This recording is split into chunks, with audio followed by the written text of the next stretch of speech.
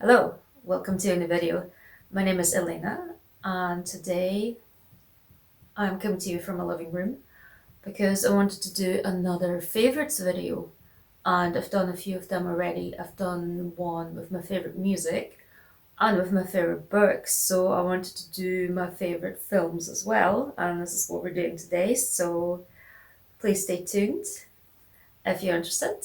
And as I was putting my list together, I started to think about why certain films were my favorites, and I think quite a lot of it actually has to do with me growing up and watching them, also watching them with my parents. So I think a lot of films that ended up being my favorites were actually films that my parents enjoyed, which I suppose is quite normal.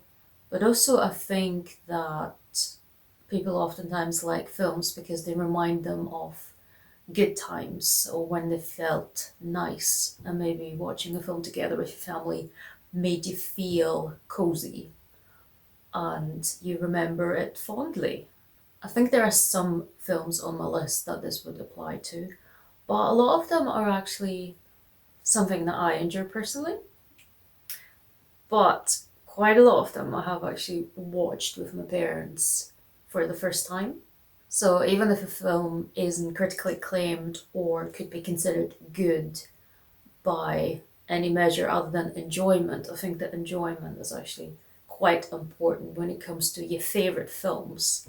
Now, I have divided my favorite films broadly into categories, and I will also be putting a film poster somewhere here next to me so you know roughly visually what I'm talking about.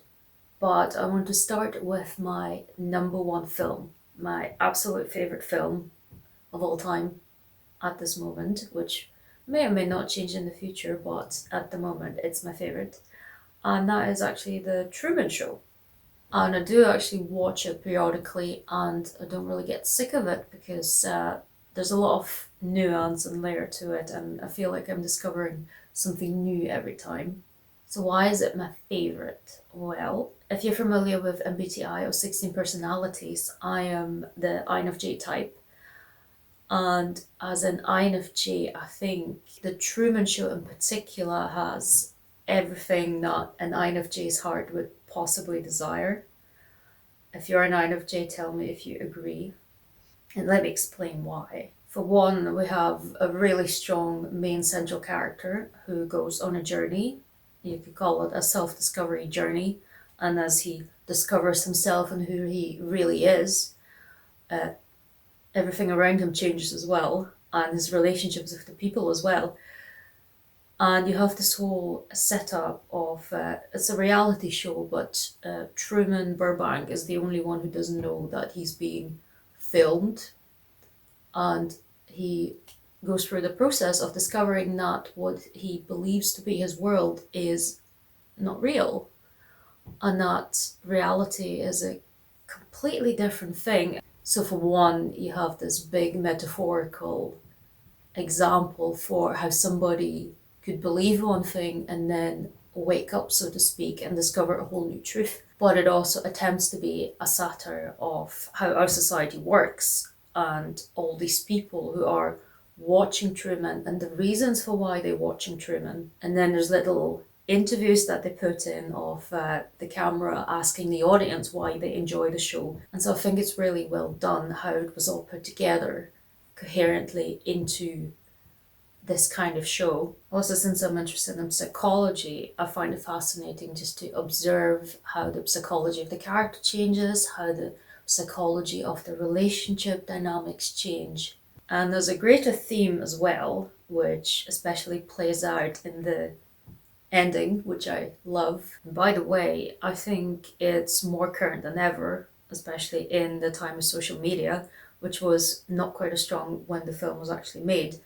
But now there's even more the need on social media to present yourself, and everybody's watching. So now you know that everybody's watching, and you're still kind of doing it, and it's still, well, you are mortifying yourself.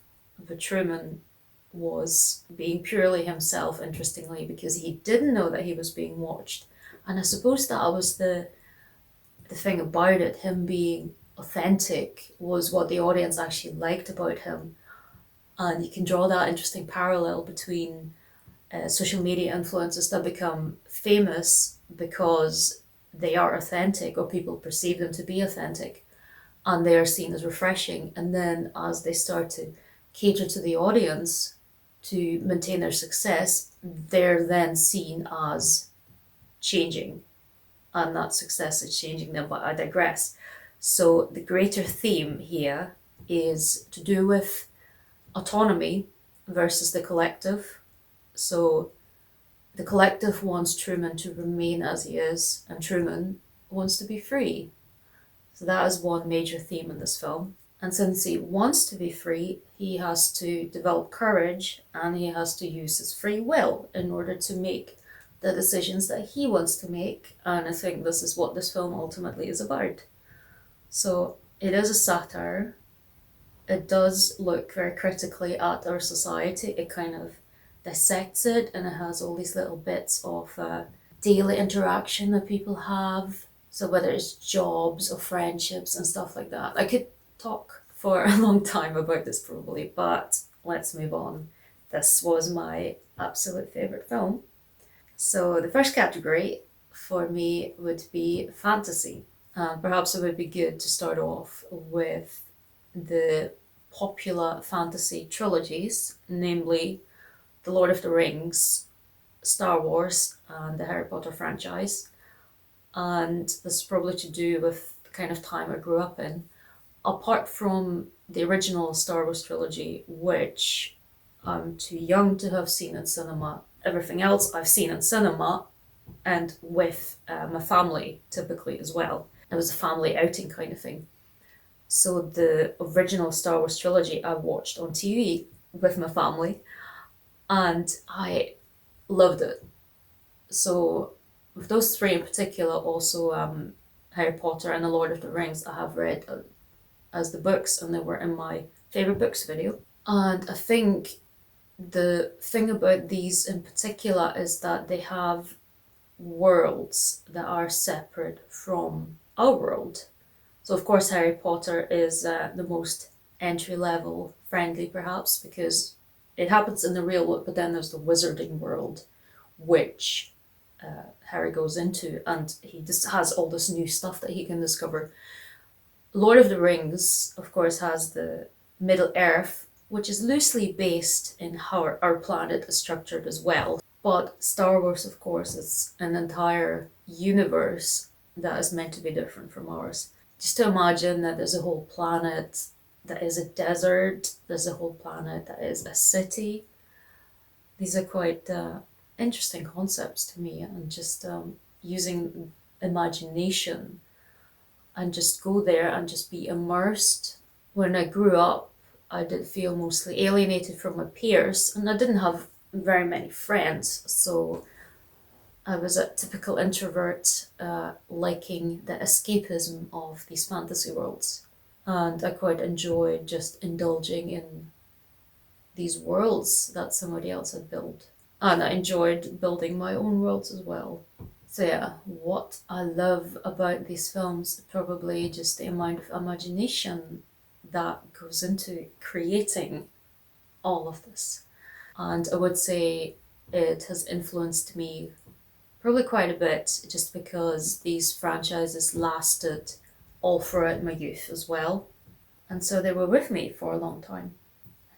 Now let's go through the fantasy animation films. The first one is something I discovered when I was an adult, and it's called Fantastic Planet, and it's an amazing film. Maybe you've seen it. If you haven't, well, it's a film that was made in the 70s, and it's pretty psychedelic, and it's basically a feast for your eyes, and anything you can imagine, anything strange has sort of been put into it. The premise is that there's this race of aliens, and they're really evolved, and humanity exists as well, but they're seen from the perspective of the aliens, and they start off as barbarians, and they sort of also develop throughout the film, but it's about these aliens, how they look, the technology that they use. There's all these different animals and plants and noises, and the soundtrack is great as well. It's really immersive and really otherworldly, and just somebody has thought of all these things, just come up with how these aliens would interact with each other. I really enjoyed that film, and I was a bit mind blown after watching it for the first time, and I've watched it a couple of times since, and I feel like I want to rewatch it again. So if you like strange films, I would definitely recommend this one. Then I wanted to mention Felidae, which I also mentioned in my book video because it's also based on a novel with the same name. And Felidae is about a cat detective who has to solve a murder mystery. And really, you could call it a film noir with talking cats, but it's amazing. Again, it has all the psychology that is being played out.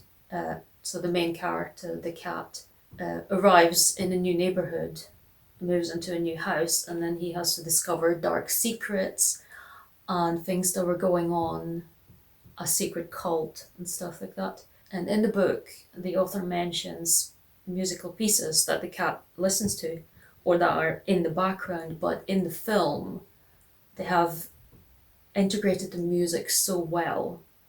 So, for example, dream scenes, or you could call them nightmare scenes, are being really fleshed out with the music, and they're animated so beautifully, but they're really scary. So they're terrifying, but they're beautiful. So I think the film is really worth watching. So the next film is The Last Unicorn, and I watched that film in my youth for the first time, and I've loved it ever since, and I've rewatched it multiple times as well. Of course, it is stunningly beautiful. The animation team was mainly Japanese. The soundtrack was done by the band America, and I absolutely love the soundtrack. I love the band as well. So the music kind of is just the cherry on top. But it's the story in itself. It's full of melancholy. So there's happiness and sadness side by side, and hope and loss and themes like that, and friendship and courage again. So all of these emotional things. So the characters go again through a journey together, and you just become emotionally invested in their journey. And I think this is what makes a good film for me, that I can become emotionally invested in the character and just feel their emotions as well. And I think it's not so much about being melodramatic, but portraying authentic emotions.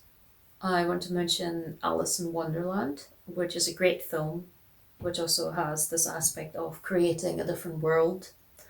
And I love how the imagination was used, and they've added everything colourful and weird and quirky. And also there's a British channel called the Sci-Fi Channel, and they did a live action version of Alice. It was, I think, a 2-part miniseries, and Alice was grown up and she returned to the world, and then she met Mad Hatter, and they had to save the world together from, I think, the Queen of Hearts.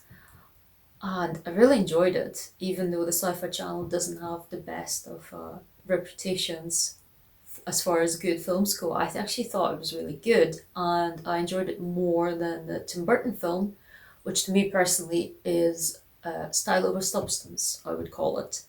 I think the only film I liked about the Tim Burton film, apart from the visuals, was Alice herself. I really liked the actress, and I liked the character of Alice. And everything else was a bit hollow. So I do think that it's the characters that make the crux of the film. Like, they're the core. They have to be good. They have to have believable relationship. They have to have the chemistry to make it a good film. You can have beautiful visuals, but if the characters aren't quite right, and if the chemistry isn't connecting, then it does ring hollow ultimately, in my eyes. My favourite Disney film, however, overall is The Lion King, which incidentally is the first film that I've seen in the cinema when I was a child. Maybe that has something to do with that. what I enjoy about it is that it's quite a quintessential hero's journey. So the hero experiences a trauma, something very dark, and he runs away, and then he has to face his trauma and face his shadow and sort of work through it and find courage and return and fight the bad guy, which you could of course go into the psychological background for why the bad guy acts the way he does. But it is essentially also about the development of this character. Again, self-discovery and finding bravery and asserting oneself. And I also want to mention briefly Studio Ghibli films and Hayao Miyazaki in general. And I pretty much love all of them.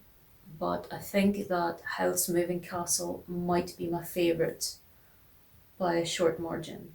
So then category number 2 are films that I would roughly group into futuristic / apocalyptic / post-apocalyptic. So sci-fi films could go into that category as well, but it goes a little further than that. It's set in a real world, but humanity sort of has made some kind of leap of development. Even though you are in the same world, everything is completely different. So film number 1 in this category would be Blade Runner. I really quite enjoyed this film. From what I remember, the premise is that they're cyborgs who look like humans and much look as if they're developing emotions similar to humans, and they're being used and then discarded off. So that poses an ethical question in the film of should machines be treated in the same way as humans? And I think perhaps iRobot picks up a similar question as well. I quite like that this is the approach that they're taking compared to other films, which are also on my list, where humans and machines are a bit more complementary and they're not necessarily working against each other, and the machines essentially are struggling to survive just like any other complex organism. So films that take more the stance of humanity versus machines is Terminator 1 and 2. So yeah, humans are pitted against machine overlords and they're fighting for autonomy or fighting to gain back their freedom. And of course the same is happening in the Matrix trilogy, which I have rewatched quite recently. So it was interesting to just watch it again and reconsider some of the bigger themes to do with the characters developing as well, and especially the 2 main characters. And I haven't watched the new film yet. I may or may not watch it. We'll see. Then there's a film called Gattaca. That's a 90s film. And in this film, humans are more or less genetically engineered. So you can have a look at the baby before it's born. And if it has any genetic flaws, you would just eliminate it and then pick the baby that has the best genes. And so the main character was actually born naturally, and he has a condition with his heart and he needs to wear glasses, and so he's considered invalid. That's sort of the label that he's given in the film. And despite all of this, he wants to go into space, and so he switches identity with another man who has perfect genes, but he was in a car accident, so he can't walk anymore. He's paraplegic, and he takes on the identity of this man to get hired by a company that flies into space. And I think this is yet another inspiring story where the character really goes above and beyond to achieve what he wants and sort of never looks back. And there's a scene in the film where the main character races against his younger brother in a swimming contest, and his younger brother was actually born in a genetically modified way, and it is his brother who ends up giving up, and the brother asks, how can you do this? And basically the answer is that the main character just doesn't reserve any energy to get back. So he focuses his entire energy on just going forward and going for what he wants. And I think that was pretty impressive or pretty inspiring to me when I watched the film. And of course, in this film, we also have the implications of what happens if you use genetic technology to affect humans, and what are the ethical implications and so on and so forth. And then there's Stargate, another 90s film. And Stargate is about traveling through space and time as well, I think. So they discover a gate in the desert of Egypt, and then a team of scientists manages to activate it, and then they travel into this other world where basically the people are worshipping gods that turned out to be aliens with some powerful magic abilities. And I love the whole aesthetic of the film. And I did also watch the series of Stargate when I was younger with Richard Dean Anderson, because I also watched MacGyver. I really love that show, MacGyver. I don't know if I should do my favourite series, because they will all be old, because I don't watch any modern series anymore. And I think it's in particular the travelling aspect, so you can travel into a different world, and again you can discover all these different things. That is probably the most appealing to me about this film. So the next film is a bit more recent. It was made in 2012 and it's called Antiviral. And it is another, you could say, slightly satirical film, because in this film people can order celebrity diseases from labs. So there's labs that grow diseases, for example herpes, from your favorite celebrity, and you can have that disease, which is a part of them. And the main character is obsessed with a particular celebrity, and he works at a lab and he steals a sample from her disease, and then it turns out to be a bit more serious than what he anticipated. And the rest of the film sort of is about solving that little problem. But it's just imagine getting a disease just because you love a celebrity so much. And I think it's criticizing the level of celebrity worship that our society has developed.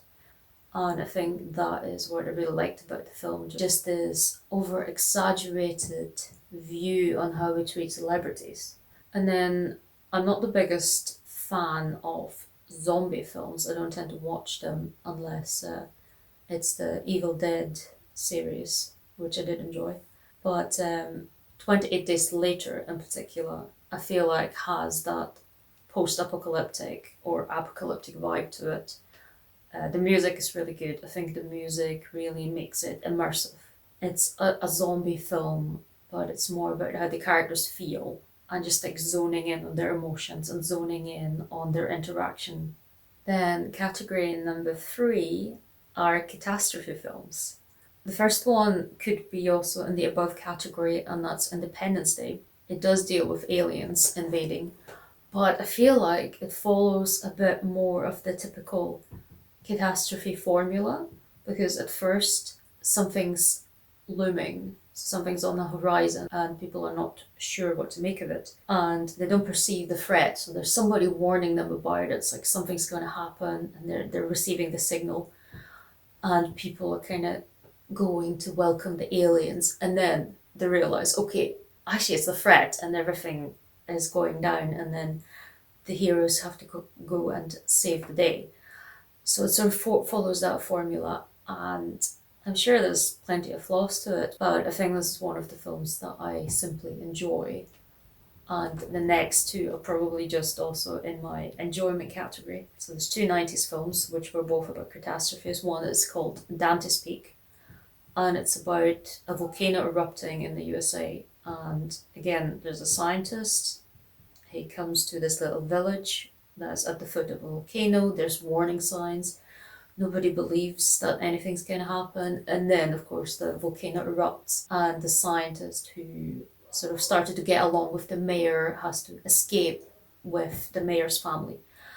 And it's pretty suspenseful, actually, because you do become emotionally invested in the characters, and then you hope that they will make an escape as they try to literally run from a volcano exploding right behind them. And then the other film is called Twister, and it's about tornado hunters. So basically about scientists who try to get as close as possible to a tornado to collect data on it. And there's a super tornado coming, and then people have to, survive once again. So I think it's about this survival situation and some kind of sense of struggle. And I think in particular it is about the natural catastrophe lens. So you have tornadoes, you have volcano eruptions. I think I'm really fascinated by what you would call the sublime. So this raw power that is demonstrated by nature, just the amount of destruction that can be caused just by one single incident. And humanity is basically completely powerless to do anything about it other than pick up the pieces. One film in particular had lots of that at the same time. The Day After Tomorrow, I quite vividly remember watching it in the cinema, because even though I thought the science was pretty sketchy behind the whole film, and that basically the ice poles on both sides of the planet melted down, and that caused like the climate to change super fast and super drastic, and everything was then freezing over. I don't know how that's supposed to work, but when I came out of the cinema, so we had gone through this whole period of New York freezing over and the humans trying to save themselves. And I came out of the cinema into a warm summer day. The sun was shining brightly, it was nice and warm, and it was such a difference. There was such a cognitive dissonance going on between. I was just in the situation with the characters where everything was frozen, and then you come out and everything's fine, and it's really hard to adjust for me. So I remember that really well. Is it my favorite film? Maybe not. There's another film which I had a total opposite experience, which was 2012. It was about, the concept was that the world was ending in 2012. And that film made me angry. I was in the cinema and I thought the plot was so stupid that I literally started to vent to my friend who was with me. And I don't know. Yeah, I really didn't like this film and it made me angry. Uh, let's not talk about that film. Let's talk about better films. Now, a film that was pretty cheesy, but I liked nonetheless, is Armageddon. There again, we have this catastrophe. Now, there is no such build up, it's straight out. The Earth is threatened by an asteroid that's going to come crashing down and potentially destroy it. So a team of scientists goes out and tries to blow it up, essentially. The soundtrack is done by Aerosmith, which is one of my favourite bands. So I did enjoy the soundtrack very much. I did enjoy the ending as well. So just quite a few flaws to that film. But I think overall it was enjoyable. And this is probably why I remember it as a film that I liked, that enjoyment factor. The next category I would call One Against the Rest of the World, or One Against the World. And my prime example would be a film called The Fugitive. And it's another 90s film with Harrison Ford. And Harrison Ford's character is a doctor who gets accused of murdering his wife. And then while he's being transported to prison, he manages to escape, and then he has to run and hide, and he's looking for the killer of his wife. And then there's Tommy Lee Jones, who's playing the detective, who's trying to catch him. And this film is really suspenseful, it's really well done, it has some nice twists at the end that you don't necessarily see coming. And I think it's just that somebody having to run away and hide and sort of be really resourceful. So, for example, change your hair color, find new clothes. I don't know, there's something really appealing about that. Just one person, and they're basically up against everybody else, and they really have to be stealthy. So it's kind of like a stealth mission to solve whichever problem they have, and they have to pull all their resources together. I really love stories like that. Another film in that category, which I haven't seen in a while, so my memory of it is a bit shaky. But that film is called Enemy of the State with Will Smith. And Will Smith also has to run away and hide because he's being persecuted. And he has to basically prove his innocence because he's accused of something that he hasn't done, as is the case with the first film. So I think it's this idea of somebody being accused of something and then having to prove their innocence as well that also makes it appealing. And I remember both of these films being insanely suspenseful. Now, as I was putting my list together, at this point, I noticed that actually a lot of these films have a similar cast of main actors, and I identified 4 of them. So the first one would be Harrison Ford. With all the films I've already mentioned, we had Blade Runner, we had Star Wars, we had The Fugitive, and I like the Indiana Jones films as well. Then there's Bruce Willis, so I mentioned Armageddon, and there are quite a few more Bruce Willis films that I like. For one, I love the Die Hard trilogy. I watched the 4th film as well, it was okay, but I really love the first 3. I think the 3rd one is actually my favourite, and the first one is one of my favourite Christmas films. And I think actually the Die Hard films have a similar appeal to One Against the World, because usually it's John McClane going up against a whole host of bad guys all by himself, except in the 3rd film he gets help from Samuel L. Jackson. But in the first film he really is just by himself in this building which is full of bad guys, and he takes them out all one by one, and it's sort of a bit of a Rambo theme where it's one man against everybody else, and he has to be clever about it as well. I don't know, there's something I really like about that concept. Then there's Pulp Fiction, which he had a role in, and I think he was my favourite character in that film. Overall, I'm not sure how I feel about Quentin Tarantino films anymore because I rewatched Kill Bill recently, and since I don't watch films that often anymore, especially not violent films, I really felt like I was pretty sensitized to the violence and it was putting me off. And I feel like that's how it should be. That people really shouldn't be into violent films and they shouldn't necessarily see it as something normal, because even though back in the past it was perfectly normal to live in a violent society, I prefer living in a society now where it's not common to have violence. But that's just my personal preference, I guess. I don't know. So more Bruce Willis films. I did also enjoy The Sixth Sense and The Surrogates, and The Fifth Element is another film I really like, and it could also be in the sci-fi category or the futuristic one, because I love the style of this film. I love the music. I love the costumes.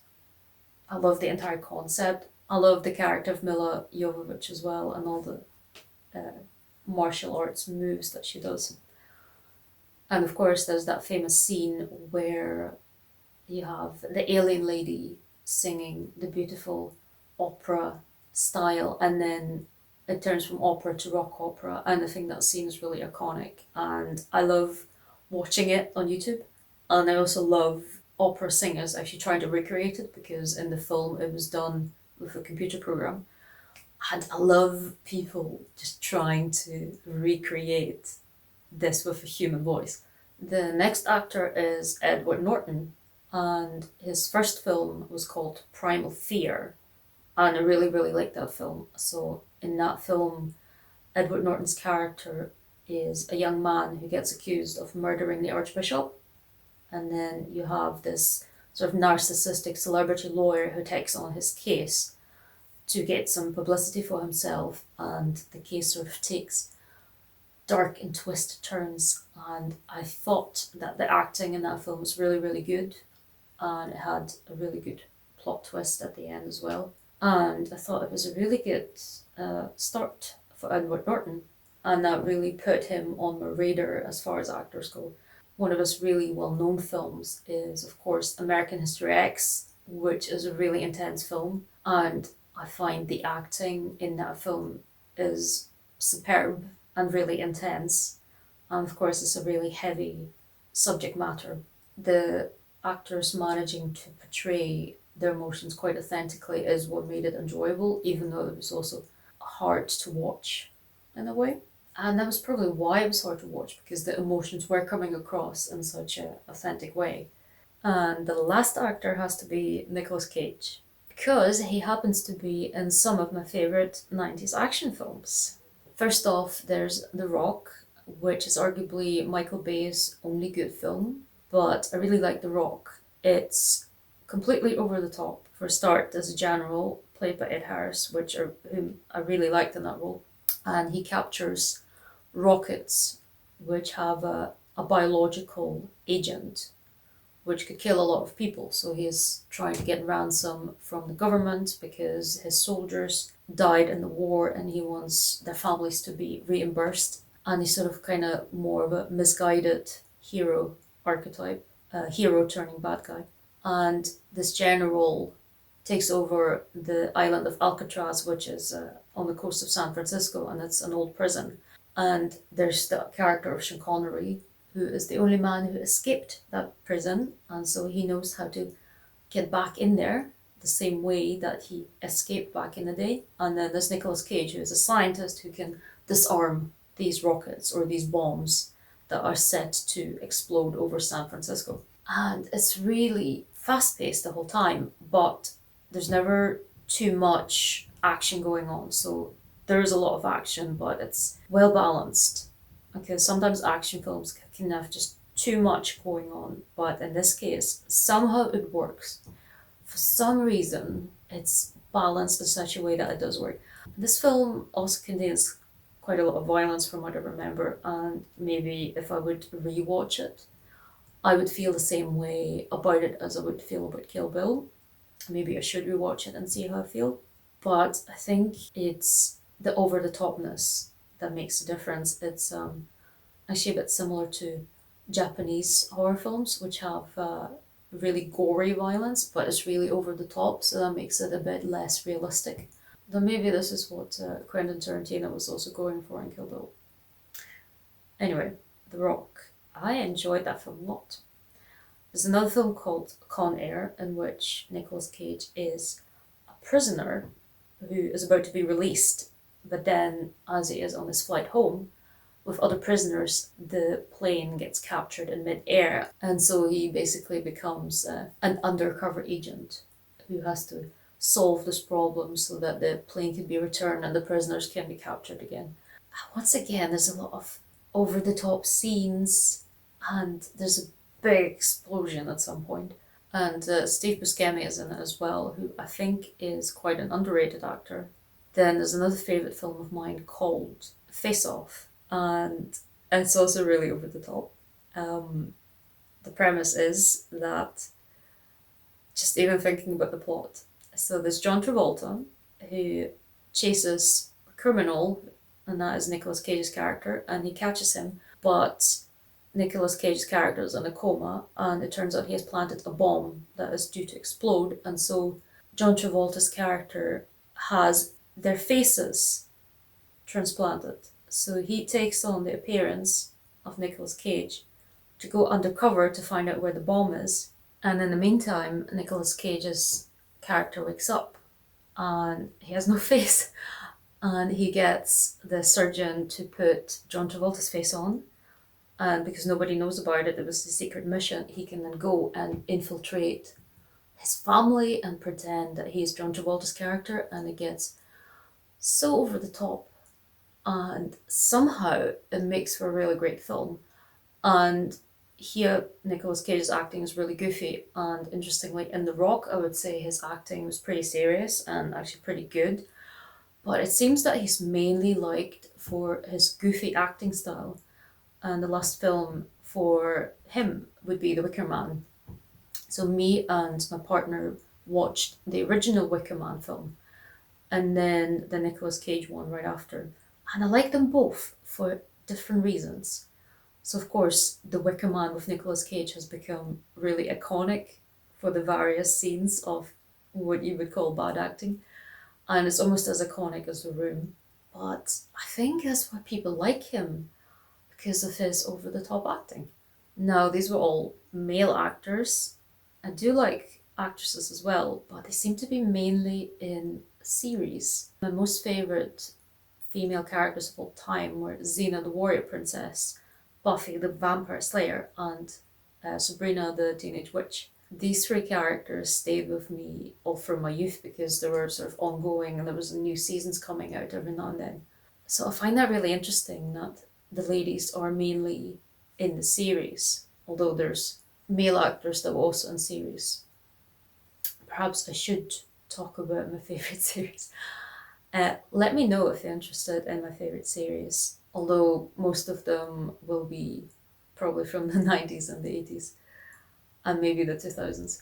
But in these particular three series, I can again see the escapism that I felt in my youth. And I suppose it really is something about women being able to do martial arts. Now, speaking of the ladies, I wanted to mention two films that back in the day would have been labelled as chick flicks. I have two in particular that I enjoyed, and the first one is Legally Blonde with Reese Witherspoon. And the reason I like it is because it has that message about don't judge a book by its cover. So Elle, the main character, is a blonde who is dumped by her boyfriend because he's going to Harvard. He wants a Jackie rather than a Marilyn. And so she ends up studying and acing the test without having to rely on her rich father's money. So she manages to pass the test and gets into Harvard, and then she actually becomes a lawyer. And I think that's a really good message. Just basically, you can do what you put your mind to, and it doesn't matter what you look like. So as far as positive female role models go, that's a really good one.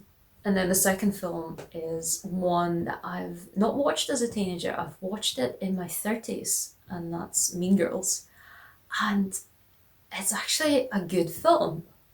And I don't know what I expected, but what I liked about it was the depiction of the social dynamic of the high school. And again, it's that theme of authenticity versus the collective. So fitting in and changing yourself or maintaining who you are. But the main character is playing a role and they end up actually getting lost in a role, and that reminded me of a quote: if you gaze long enough into an abyss, the abyss will gaze back into you, by Nietzsche. That is really what it reminded me of. So just losing yourself in that role that you're playing and just becoming the thing that you're fighting. So it's interesting that this basically teenage film has all these psychological and philosophical kind of themes behind it if you really look at it in depth. There's also a few honourable mentions which didn't fit into any other category from my viewpoint. There's Interview with a Vampire, which is my favourite vampire film, but I also think that it gets the concept of the vampire just right. So I think, in my personal view, this is how vampires should be. I also love the costumes and I love the characters. I think this film lives from its characters and the existential suffering that they experience, but each of them has a slightly different brand of it. But overall, they're all to do with alienation and wanting to belong somewhere or have some kind of connection. And then in the outro, you get Guns N' Roses covering the Rolling Stones, and how can you go wrong with that? Then there's Dario Argentos' Suspiria, which is a really disorienting film. It has a lot of colours, and it has a very psychedelic feel to it as well. Now, I watched it multiple times, but it took me to watch the Italian version with English subtitles to figure out the plot. Before that, I think I was just getting lost in the film and I couldn't quite follow. So for some reason, reading the dialogue made it clear all of a sudden how the film is actually structured. That film also has a great soundtrack by Goblin, and overall it has a great atmosphere, so it's a recommendation from me. And there's been a remake of sorts, which I'm hoping to watch soon as well. Then there's the Swedish trilogy of The Girl with the Dragon Tattoo of the 3 books. And I would really love to read all these 3 books in Swedish. That was one of my goals, if I can get them in Swedish. And I love the character of Lisbeth, who in the first film, she only appears as a side character, but then she becomes more important and sort of it's her life that becomes the focus of the rest of the films. And I really like that character. Maybe because this kind of character also feels like they're alienated from the rest of society and they're an unusual character, and I just like unusual people or characters in general. I don't really keep up with superhero films anymore, but my favourite superhero franchise has always been X-Men, and I think if I were to watch a recent film, it would probably be an X-Men film. And the James Bond franchise is another one that I used to watch with my family in the cinema. So we would go together, and then later on I would watch it with my partner and his family. The most recent one I watched with my partner and his dad on the TV, and maybe this sort of rounds off that tradition. And it is in a way, as it is with the first couple of franchises that I mentioned, the fantasy ones, that it does stay with you. Because if you watch these things when you're young, and you watch it recurrently, there's a sense of time passing. Of course, objectively speaking, the Daniel Craig films were really good, and they're really modern, and they freshened up the whole James Bond thing, and they were really enjoyable. I enjoyed them. But I also enjoyed the Pierce Brosnan ones, which again are over the top action films. I actually really like Die Another Day. It's as over the top as you can get for a James Bond film, but I like it. Can you tell by this point that I like over the top action films? A film that really makes me laugh and smile is National Lampoon's Christmas Holiday, and that is in my top 3 Christmas films, together with Home Alone and Die Hard. And then I should probably mention the iconic Scottish film Trainspotting.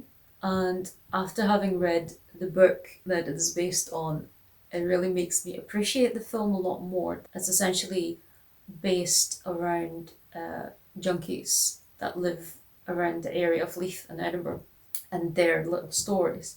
But having read the book, I hated every single character apart from Spud for being despicable human beings, and the film does a really good job at making them likable, and it's incredible. So I don't know what to say. I was shocked when I read the book that I really hated almost all of the characters. If you've read the book, I mean, you could share your opinion. But anyway, the last couple of films are all from the East Asian market. So there's a really good Japanese horror film called Uzumaki, and it's based on a manga. But the theme here is that there's this small town which is cursed by the spiral. So the spiral shows up in all kinds of ways, and people are trying to escape from it. But is there any escape? It's a really creepy film, psychologically creepy, but it's also over the top in the typical Japanese fashion. But overall, it's really well done and it's quite unnerving. And I do like Japanese films in general and the way they're done stylistically. And then 3 films that are usually grouped as the Vengeance trilogy. They're South Korean films. We have Old Boy, Lady Vengeance, and Sympathy for Mr. Vengeance. And each of these films is really good, and they explore dark, heavy human emotion, and they explore really twisted themes. So, sort of looking at the dark side of humanity. But they're really good films, and despite all the heaviness and the tragedy, there is always kind of like a glimmer of hope in these films as well. So I would categorize these as thrillers, and I really recommend them. So, having gone through my favourite films, what have I noticed? First off, my favourite genres are sci-fi and fantasy for escaping reality, satire and thriller for analysing humanity and society, and perhaps surprisingly, there are a lot of 90s action films in my favourites. Or perhaps it's not so surprising considering that a lot of these films are watched with my parents. and these were the kind of films that they enjoyed as well. I think suspense is something that I really appreciate, especially if it's carefully built and then there's a showdown at the end. Something that I don't enjoy at all is modern horror films and the reliance on jump scares, because I really like psychologically built tension. And I really like a variety of emotions being portrayed, including dark emotions. And I actually imagine it must be pretty cathartic for actors to play such a dark role. I don't really watch many films nowadays, especially not new ones. And ones that I have watched that are more recent, I think they've yet to stand the test of time and see how we'll feel about them if I decide to rewatch them, or maybe how we'll look back at them as time goes by. And I don't have a TV, I don't have a Netflix account, I don't have any streaming services. I tend to watch films on DVDs, or if I can find them streaming on online platforms that are not something that you have to buy a subscription for, then I will take the opportunity, maybe if they're on Daily Motion or whatever. But I have just really pared down movie content that I consume, and most of my watch time really is for YouTube videos. But I still enjoy really good films, and I do enjoy rewatching some of my favorite films, then rediscovering what's good about them and what I like about them. And I think the films that I like, you could vaguely group them into two categories. So ones that I watch for enjoyment, and this is where all the over the top films go.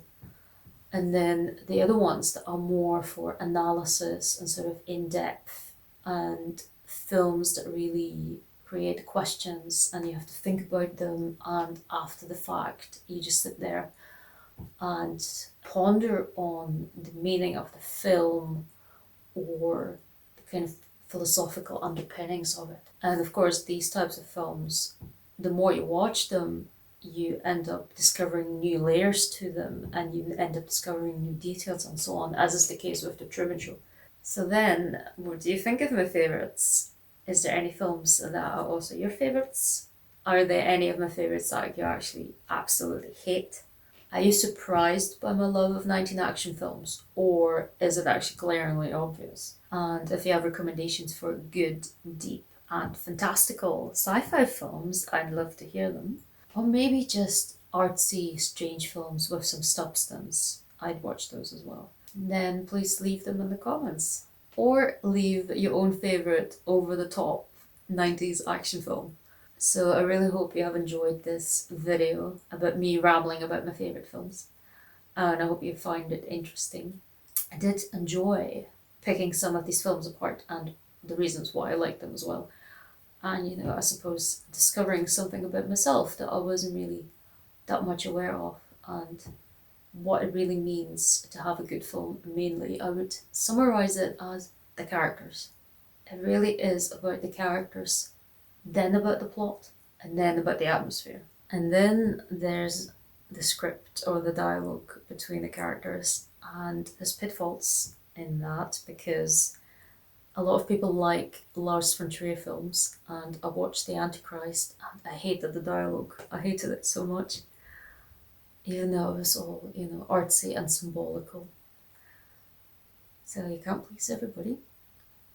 But that's enough of me rambling about my favourite films. Let me know if you're interested in the series that I watched in my childhood and that I loved so much. But other than that, have a great day and thank you for watching.